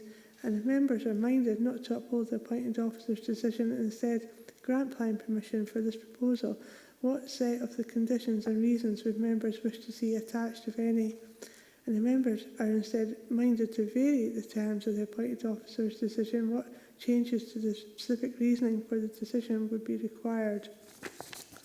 So again, having outlined the documents within your papers, it falls to LRB to first determine whether you have sufficient information to consider the review. Again, confirm there's no representations heard from any party today. You have the same options as outlined at the start of the meeting for this case. And again, if you determine you have sufficient information and no further procedure is required, then the LRB has the full powers to uphold, reverse or vary a determination. And again, I can confirm you have the same planning advisor and solicitor present for this item. So if members are clear, ask the chair to lead the debate and in the first instance to lead the LRB through the papers for this item to decide if you have sufficient information to make a determination today. Thank you very much, Claire. Andrew, do you want to take the members through the presentation, please?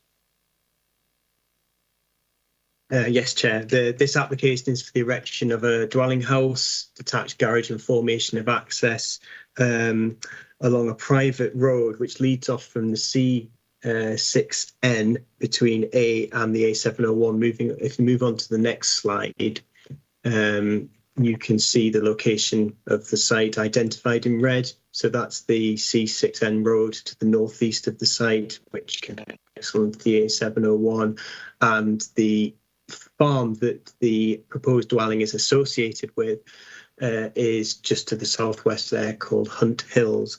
Moving on to the next slide, this shows a closer view of the site, and on the right-hand side an aerial photograph. And if you move on to the next slide, it's a larger view of the aerial shot. So it's effectively grassland at the minute that's sort of situated halfway between the farm and the main road.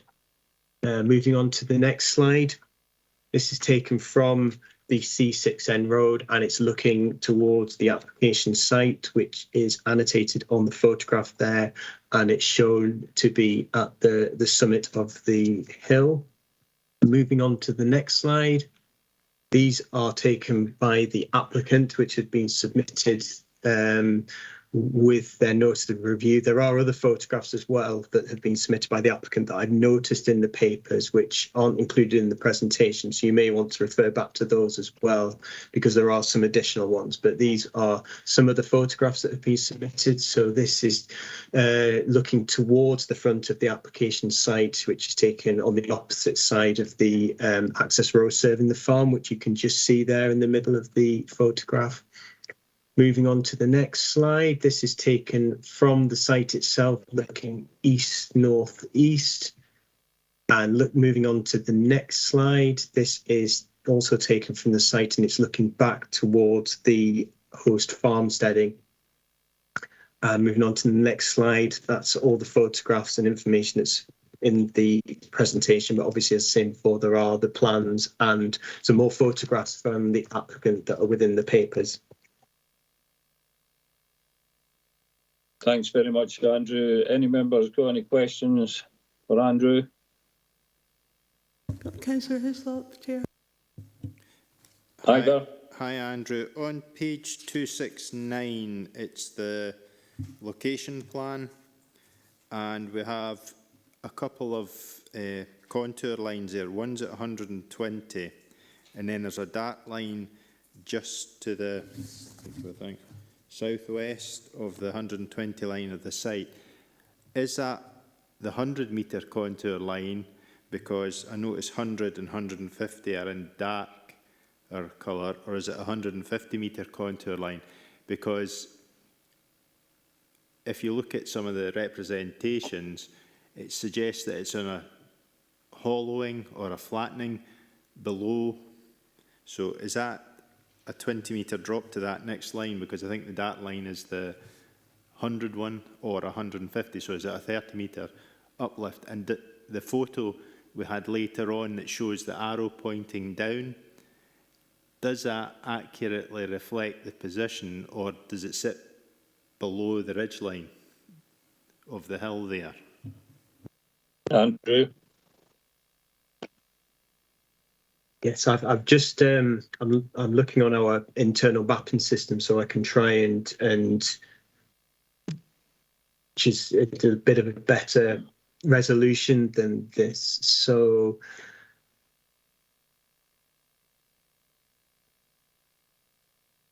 it looks like the contour line is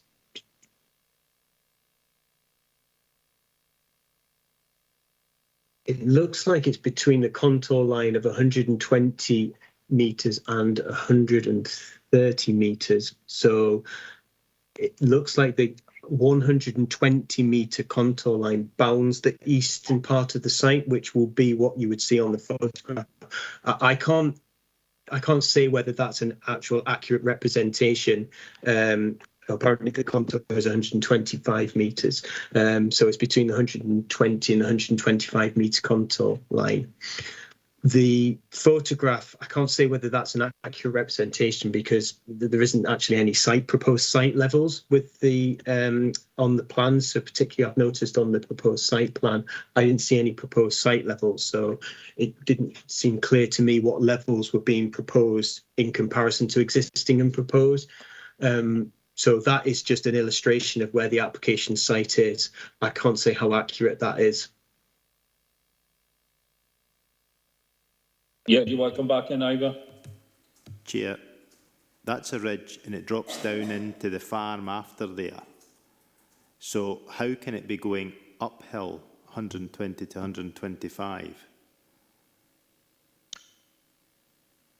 It's in all of the contour lines that are marked on are in 10 metres on the map that we have.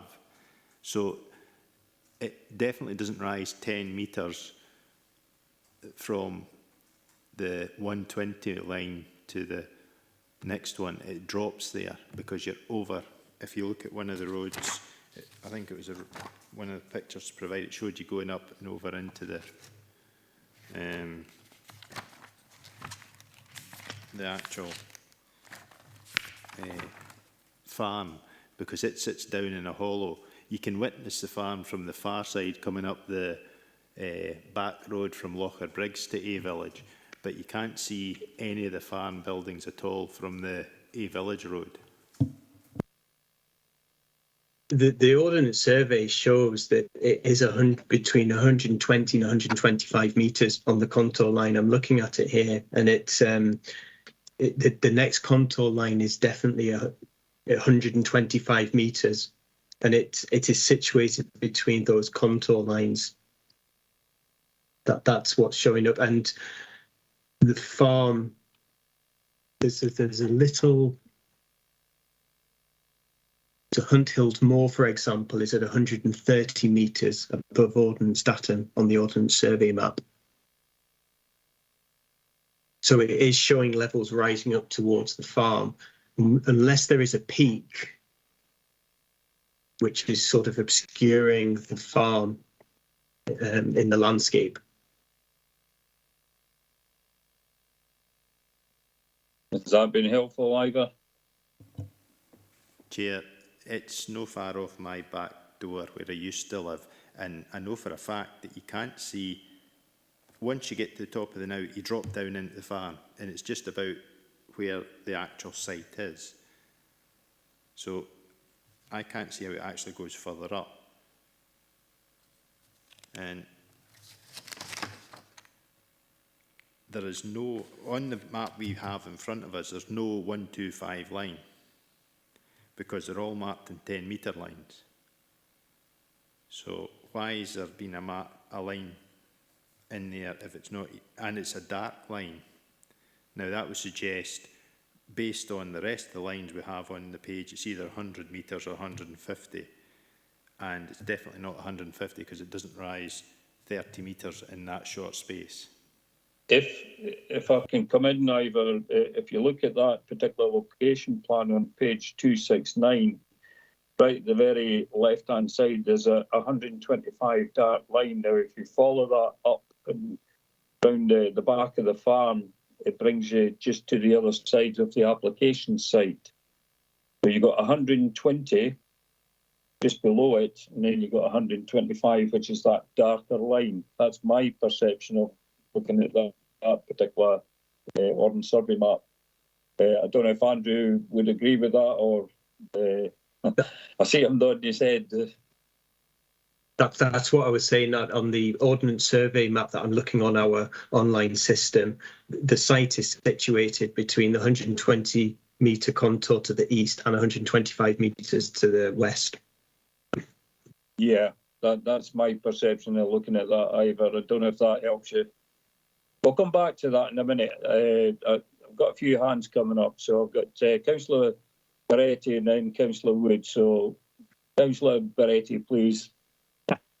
Chair, I've been sitting here for 5 minutes saying I would like to have said exactly what you have just said, because that 125 metre gradient, and from my orienteering days, if you trace it all the way around, it does in fact go to where that site is. What may be confusing is that it stops at the blue line, which means that the blue line might be obscuring the rest of that gradient. So it's just to confirm what you've noticed.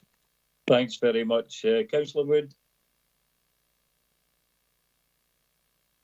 Thank you, Chair. It's on page 220 and reason 1, and it talks about acceptable location, and goes on about how this particular site is physically and visually separate from the farm hub.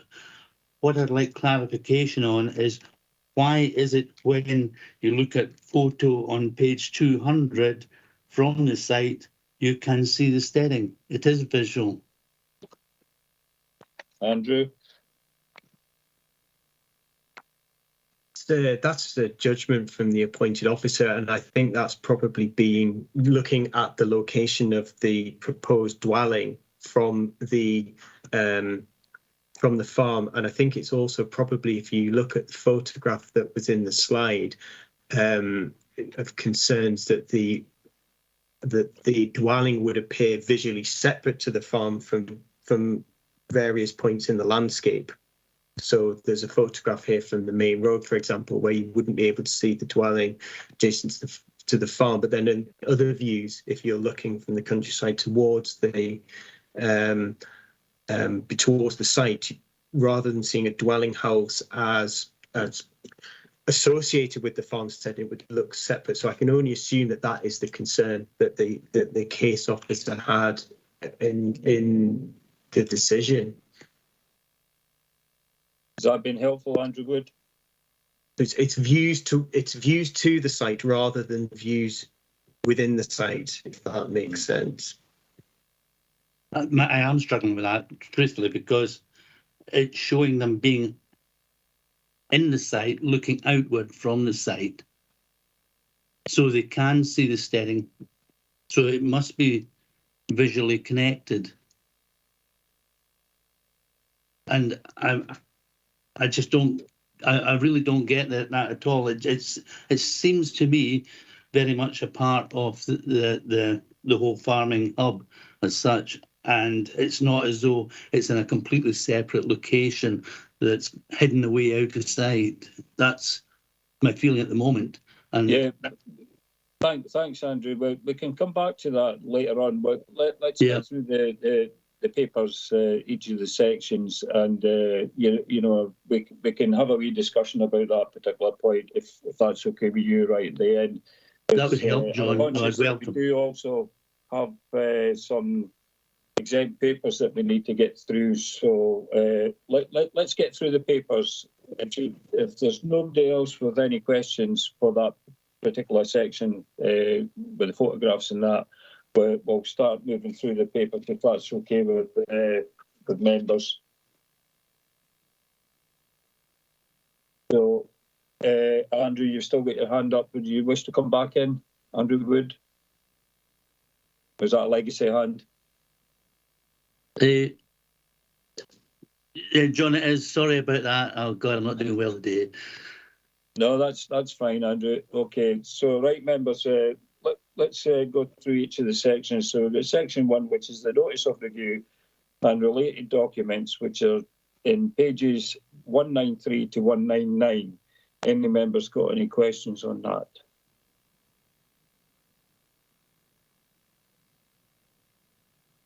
No. We'll go to section 2, which is... Chair. Sorry? Oh, Ivor, yes, please. Just within the statement, it says here that the proposed site is on a flattening or slight hollow of the hillside. So if it's in a hollow, how deep is that hollow so that we know if it will be prominent or not, and will it be visible? I don't know how deep it is, to be honest with you, either, but yeah, Andrew, I don't know if Andrew Robinson, if you can help. Councillor Hislop? I kind of think this goes back to the point I was saying before with the proposed plans. I don't see any proposed and existing site levels on the plans. So I don't think you can really get a true picture of how that proposed dwelling is going to sit in the landscape. Looking at the contour lines that we were discussing before, it looks like the site is actually situated on the slope on the hillside, which obviously there will be requiring some form, logically there need to be some sort of cut and fill to have the level, to have a house that's level. Now, I don't see in the papers a level of detail that's been submitted showing that. So I don't think you can really actually, I don't think there's enough information there for you to actually make that judgment. Okay, well, we'll visit that later on, either, if that's okay, when we get into discussion or debate. So it's obviously something to pick up. Councillor Marshall. Yeah, just in the, you know, in the statement, and then a little bit further on, it just, you know, the original kind of an alternative site, which is stated in the, you know, it's 150 metres from the farm, and the new one is 200 metres. So we're only talking about 50 metres. So is it the case that the one that's at 150 metres is more prominent? which seems to contradict.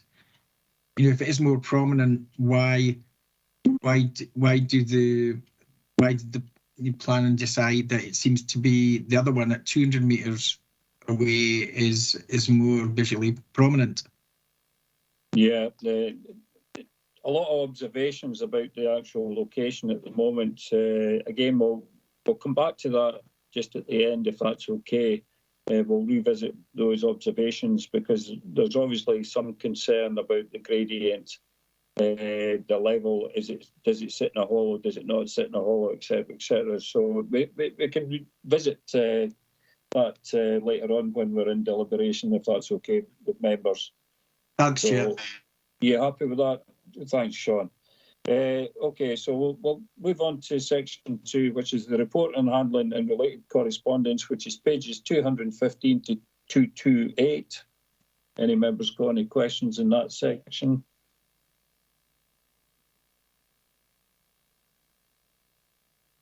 Don't see anyone. Section 3, observations of the appointed officer on the applicant's agent's notice of review, pages 231 to 232. Any questions? No. Section 4, planning application form submitted on the 20th of July 2021, the associated plans and supporting information, pages 235 to 250. Any questions on that section?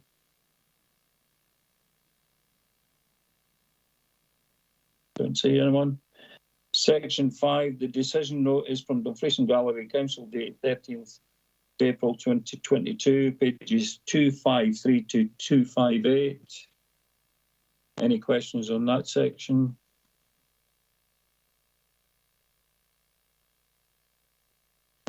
Councillor Wood? Sorry, Chair. It's going back to the pages 245. I've just an observation. I just want clarification, and that is if you're looking at that plan, there is a house or a building down on the left-hand side.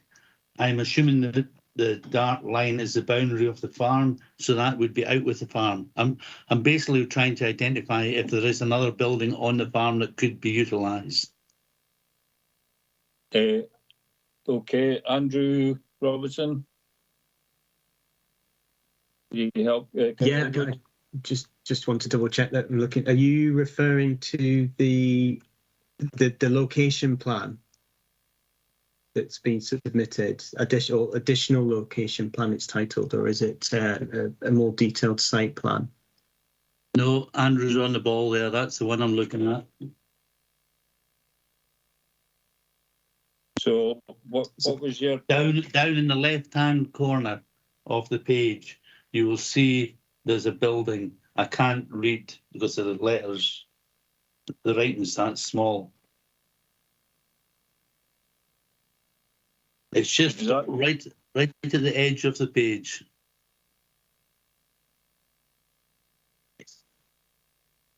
Does it say Lanrick Hall? Is this the right plan? Well, I wonder if it would be helpful if we can get the plan up on the screen so everyone can see it. Yeah. That's page 245, Andrew, is that right? Yes, that is correct. And you have the main road which runs from the top down to the bottom left if you're keeping your pages that is correct. upright. And you're come talking right down about to the little building in the bottom hand corner. And I see the different plan you've got up there. Yep. Page 245, sorry, members.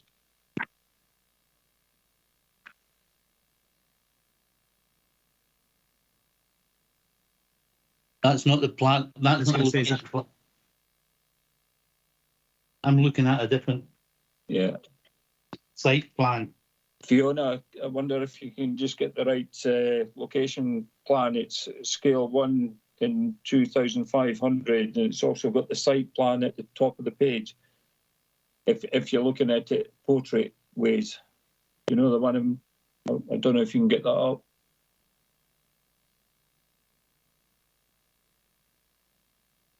Is the drawing number reference right 03 at the bottom of in the bottom right hand corner of the plan?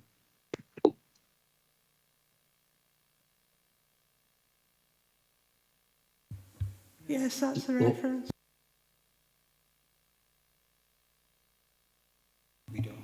Sorry, we don't have that available online.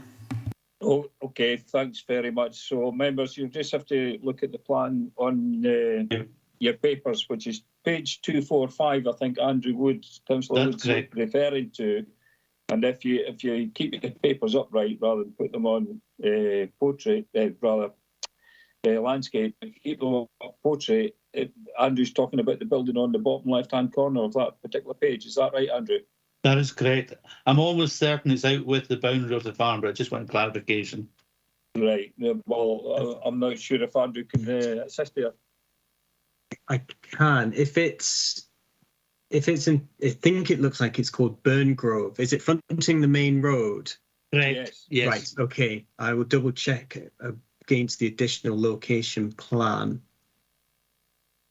and I suspect that it's outside the application. It is the bound. The ownership of the site goes right up to the property, but it doesn't include Burngrove. So the land goes up to that property. That's shown on the additional location plan, reference right 04, and that's document number 21.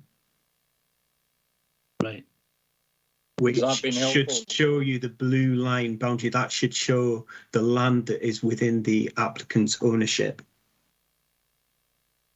Thanks, Andrew.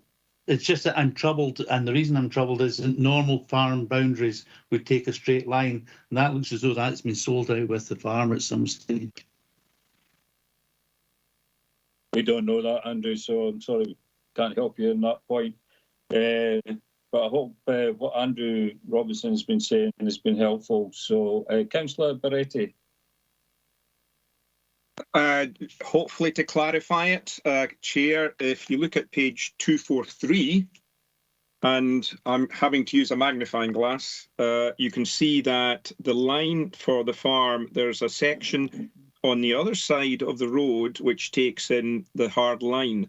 Now, what may have happened is that when it was transferred to page 245 and the photocopier, it didn't actually pick up that section. So that but that building called Burngrove is out with the property. Thanks, Councillor Barretti. So I hope that's assisted members on that point. Are there any other points on the decision notice from Dumfries and Galloway? Sorry, that was going back to the planning application one, wasn't it, Andrew Wood? I believe. So 243, yeah, just between pages 235 and 250. Okay, so we'll move on to 5. Decision notice from Dumfries and Galloway Council dated the 30th of April, pages 253, 258. Any questions on there?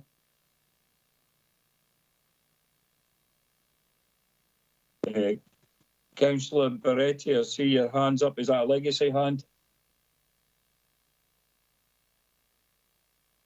Thank you. There's nobody want to come in on that. Section 6, the relevant extracts from Dumfries and Galloway Local Development Plan 2, pages 261 to 265. Any questions on that section?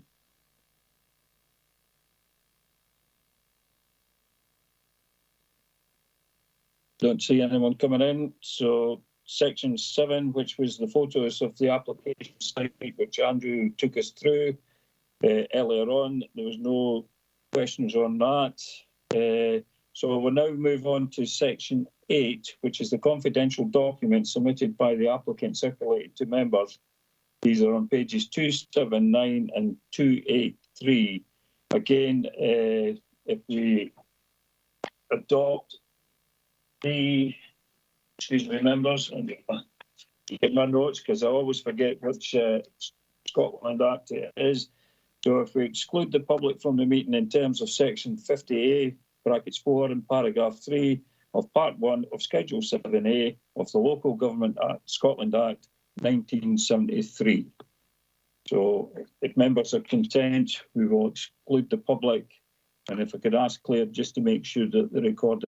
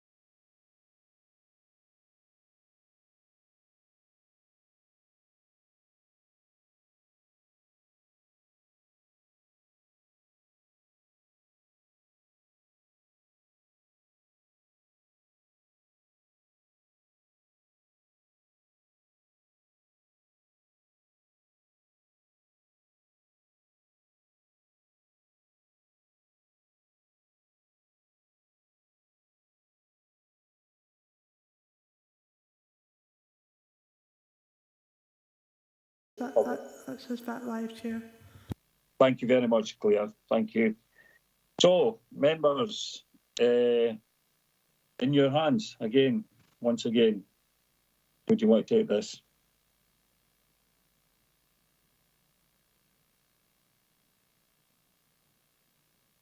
Don't see anyone. Oh, Councillor Hislop. Chair, this is an awkward one because I don't think the photos give us the information we require to determine whether the statements made by the applicant would outweigh the views of the officer, down to the fact that the applicant has stated that the site is in a flattening hollow, which might take away the sighting of the building so that you wouldn't be able to see it. However, other things say that isn't the case. The photos, I don't think, clearly give you a good example. You know, if you'd had maybe one or two further up the loaning, they might have helped us to actually see whether the site is in a hollow or if it's on a hillside rising. As for the policy itself, I think there's a difficulty here whereby trying to move buildings closer to an industrial site, whether you like it or not, a farm's an industrial site, and the policy doesn't allow us to tie the house to a farm. So therefore it's once the farmer has decided whether he's retired fully and moved on to another location, that house is a house for somebody to live in. Now, I don't think having it too close to an agricultural steading is a good idea. So I have no problem with the 200 metres remoteness from the actual steading, because I think that is a short walking distance. You know, to me, 200 metres isn't that far. Somebody with COPD, it might be the equivalent of a mile. But 200 metres, I think, is a reasonable distance to be away from the farm. But it's this, whether it's going to be visible or obtrusive, you know, in the landscape, is difficult to see without actually knowing whether that dip does exist in that location where we, or where they plan to put their house. And I don't know whether it'd be worthwhile going on site to have a look just to see that, because, you know, as Andrew said himself, there's not enough information for us to decide whether it would be breaking the skyline or not, because we don't have levels yet. So I don't know whether it'd be worthwhile taking the time to go and view this site to see if it does have a dip.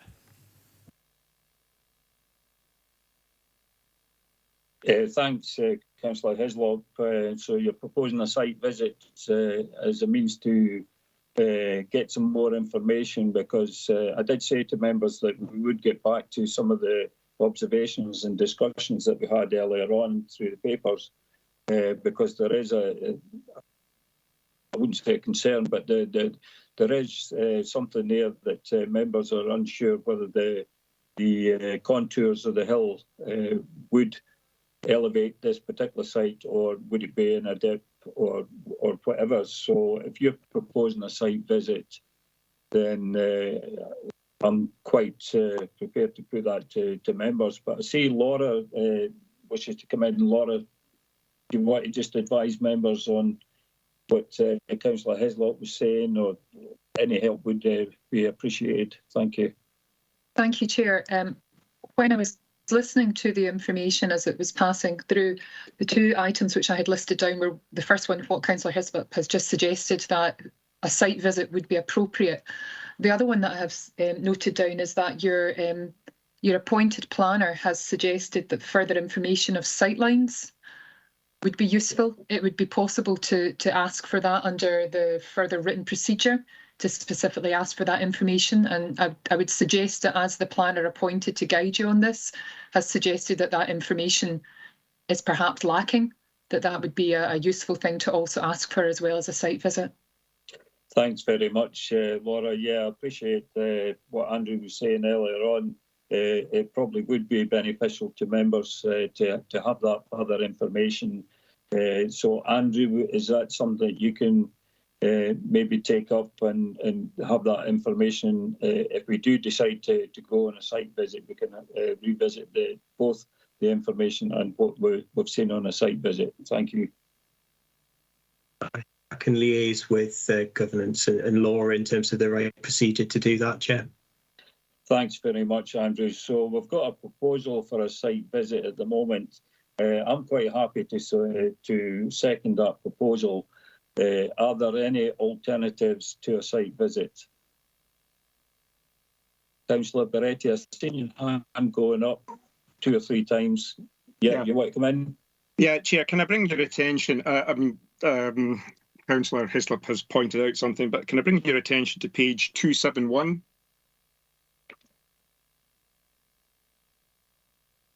Yeah. Right, in my capacity as a professional photographer, I'm looking at that image. Now, this image here was taken one late summer evening. Now, if you look at the shadow lines on the trees, you'll see that they're actually quite long. Now, if you look to where the red box is and to the left, you'll see the shadow of the slope. But if you look in front of the box, there's no shadow. That indicates to me that that is a very fine slope, because if that sun is coming down in the direction of the shadows, there's no slope. Yeah, we've got a procedural motion put forward for a site visit. We're not here to further the debate. I mean, Chair, sorry, what I'm saying is that it is a confusing thing. If if you wish to put a motion forward that you have sufficient information to determine this application today, I'd be quite happy to put that forward. But if one procedural motion put forward, which is a site visit, and unless I hear otherwise, I think that's what will happen. So, Councillor Wood. Thank you, Chair. It's really just to go along with what you're saying, because for myself, I just feel that the officer's not evidence clearly enough for myself that this is an unacceptable location. And yes, I would welcome your support in that decision to have a site visit. Thank you. Thank you very much, Councillor Wood. So I don't see anybody else wishing to come in to determine the application today. So it looks like we've got a site visit. So Claire, could you just remind everybody what the decision of the LRB is? Thank you. Okay, thank you, Chair. I can confirm the local review body have determined they have insufficient information at this point to determine the review and are requesting that the further procedure of a site visit be arranged. Could I just ask a point of clarity, would that be an accompanied site visit with your independent planning advisor present? Yeah, that's a good point, Claire. So just to let members know that we can either have an unaccompanied or an accompanied site visit. It's up to members where they want to go. I don't know if it would be helpful to have an accompanied one, but does the accompanied one, just for clarification for myself, does the accompanied one allow the planning officer to come along to assist members with, any questions that they have on the site? So maybe a wee bit of clarity on that, Claire. Yes, accompanied site visit is usually at a predetermined time where the local review body would look at the site together. We could, depending on what the local review body determines, you may wish to invite the applicant or agent as appropriate to attend. The independent planning advisor is usually present. And again, there's a wee reminder that because this is a local review body, members are required to attend the site visit to be able to continue in the determination of the case when the LRB would reconvene. So would we have planning advice on an unaccompanied site visit? Again, it's up to you to determine who you would wish to invite. An unaccompanied site visit would be basically the members of the local review body and attending on an individual basis as there's information about site visits included at the back of your clerk's notes. There's no requirement to the agent to be informed officially of an unaccompanied site visit, but it would be good practice to do so. Thanks very much, Claire. So, members, it's up to you. Do you want an unaccompanied or an accompanied site visit? Councillor Wood. Thank you, John. Yes, I'd like to do unaccompanied and just do it myself, if that's okay. What I would also like to know is how soon after this meeting do we actually have to make the decision? There will be a time period. Do we know what that is? I'm not sure. Laura or Andrew maybe can help. Councillor Wood? Or Claire? Chair, the main time pressure is normally on the actual issuing of a decision, which should be, I think it's within 2 months or 3 months of the decision having been made. Thank you, Laura. Has that been helpful, Councillor Wood? So hopefully we'll get a site visit within that time frame and revisit this, try and get it back into the schedule somewhere along the line. I don't know if Fiona. John, sorry to come in, John. I just, once again, seeking clarity. I heard there between 2 and 3 months. I mean, can we get a more accurate, so that we all get the opportunity to make sure that we've seen the actual site. Yeah, I think Fiona might have to check everybody's diaries to see when everybody's available, because we all sit in different committees. So it'll probably be as soon as we possibly can arrange this site visit. And if you're suggesting an unaccompanied site visit, I think the last time I went on an unaccompanied site visit, all the members from the LRB were there together. Just the members, and I think we had David Sutty as the planning advice, just in case if there's any questions that members wish to have. I would suggest that would be a good thing. I don't know if it'll be Andrew that would accompany us, but me personally, I think that would be a good thing, because obviously there has been some discussion around the particular area that's referenced in the papers.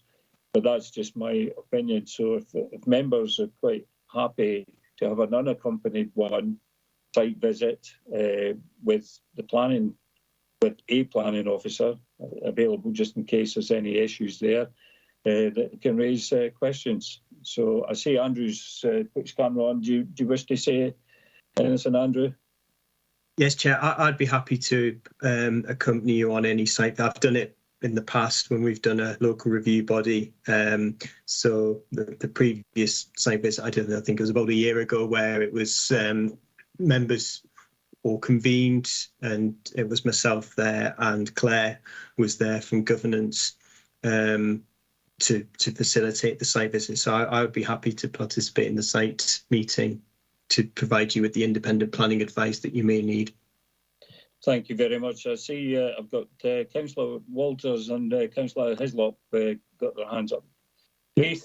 I was just going to say, from my position, I would much prefer an accompanied visit, because this would be the first time I've done this sort of thing, and I think it would be really helpful to have the planning officer there, right? To be able to give planning advice. That's just my opinion. Thanks very much, Keith. Ivor? Chair, would it be possible to ask the applicant to sort of mark out the site so that we know exactly where it is, in case just on a slight movement there is a dip in a field that might make a difference, and the possible location of the house exactly on the site, because if there's a rise at the back or a drop or something, just so that we know exactly where it is, so that we know. I think one of the things we're going to ask for is sort of sight lines and stuff, so that I don't know if that would be ready in time for us to see at the site visit, but if it's mapped out accurately, then we can see exactly where the site is, because it's such and such in the road, unless you're there marking it accurately, it might be 5 metres one way or 5 metres another. Thanks, Ivor. Maybe that's something that Andrew could maybe pick up on. Yes, Chair. What we can do probably is try and ascertain some dates in the first instance, and then as part of the request, because I've noted here information that you're asking for, also additional information regarding existing and proposed site levels. I think that was information that you are wishing to seek as further written information. So that would have to be a written request would have to be made for that with the arrangements, and then we can consider whether we ask for a time scale on that, depending on what dates are available. But if that's something that you would like to hand before doing the site visit, then I think we can try and arrange for that and provide the applicant with a deadline as to when that information needs to be submitted to allow you to actually consider that information. Yeah, thanks very much, Andrew. Councillor Marshall. Yeah, I'm just wondering as well, apart from that site being marked out, also the site at 150 metres, if you could take into that as well. Okay, yeah, that's a good point. So I'm sure Andrew's picked up on that. I see Councillor Hill, your hand's been going up and down several times. Do you wish to say something? Hi, yeah, it was just to say I've not been on a site visit, so I'd rather have an accompanied one so that we get some guidance as well. I think that would be very helpful. Yeah. Okay then, so Claire, do you want to just remind us what we're doing on the site visit, please? Okay, thank you. The local review body have requesting an accompanied site visit with your independent planning advisor present, and to look at basically the site elevation, and you're also requesting written information from the applicant before that site visit takes place on site levels. Thank you. Did you capture the one that asked the applicant to mark out? I didn't quite hear what- Yeah, sorry, and also request the applicant to mark out the site and also mark out the site 150 metres. Great stuff. Thanks very much. So if members are content with that, I don't have any other business unless anybody else has, but no business from the chair. And thank you for your time. Thanks, members. Well, Chair John,